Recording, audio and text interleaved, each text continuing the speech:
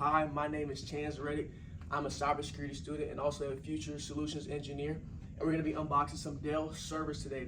My instructor by the name Robert Tyson won a grant for the school. As you can see, the greatness. And let's go ahead and unbox it and show you what we got.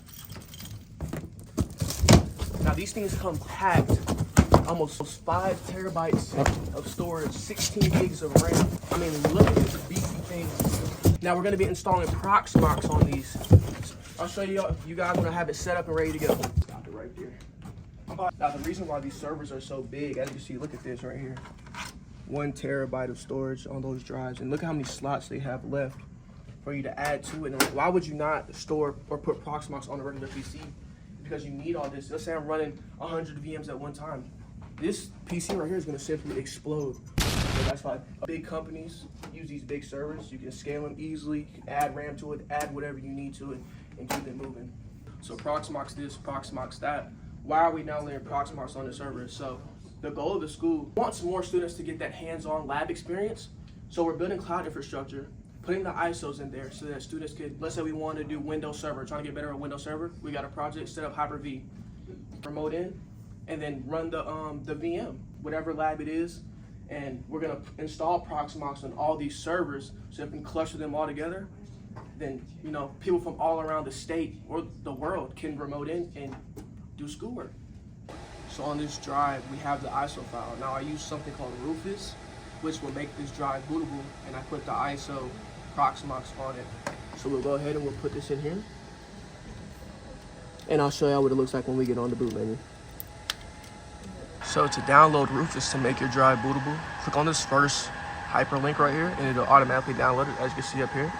To download Proxmox, go to this latest version right here, the first one you see. You download it right there, and that'll download the ISO file.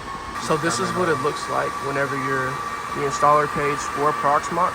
Now this is what's gonna happen when I try to install it. Now when I go to install it, you see this right here. It says no hard disk found. Now I just showed y'all earlier, there are hard disks in here. But the problem with it is RAID is not configured, so I'm gonna show you guys how to configure RAID. I clicked F2, I spammed F2. Now we're entering the system setup where we'll configure RAID. Now RAID, which means redundant array of independent disks, is used to combine hard drives together to improve data security and performance. As you can see right here, we're in the system main menu. We're gonna go down to device settings. We're gonna RAID control, we're gonna go down. We're going to configure RAID. Auto configure RAID 0. Yes. Just to get it working so we can show you. We're going to view root properties. Actually, all the disks are there.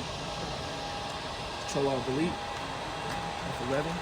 We'll boot off that drive again and we'll see it'll work this time. Continue on the boot. Actually, now, here I agree. Country, United States. And this is where you basically configure everything that you need. Everything else after this is basically whatever your company needs or their standards or whatever they want. Now that I've configured the server, on our needs as far as the school, we're gonna click the install button. And then you wait. So what we're actually gonna do, I'm gonna go grab a switch and 2 Ethernets. We're gonna connect them and make a network. And what we're gonna do is we're gonna interact with the web interface of this server to show y'all where you would insert the ISO files so that people could, you can create VMs. Let's go. We got our switch, we got our Ethernets. Once Proxmox is installed on your server, you should have configured an IP address. You're going to navigate to this IP address, which I'll show you right here in a second. You're gonna get prompted with this right here. You're gonna advance. Now make sure that your PC has been configured to the same IP scheme as your Proxmox server.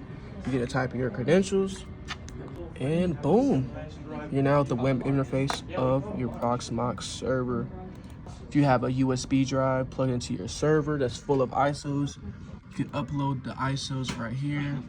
The file name, select the file, and boom, you put Windows servers in here, Linux, Kali, whatever distribution, just throw it in here, and you can boot that live instance. So that should be everything today. We went over some cutting edge technology. Introduced that. We showed you how to download and install Proxmox to make a bootable drive, how to troubleshoot when the hard disk isn't working when installing Proxmox, and also where you go to put those ISO images so you can boot those live instances. I hope everything was informative today. If you have any questions, comment down below. But yeah, have a wonderful day.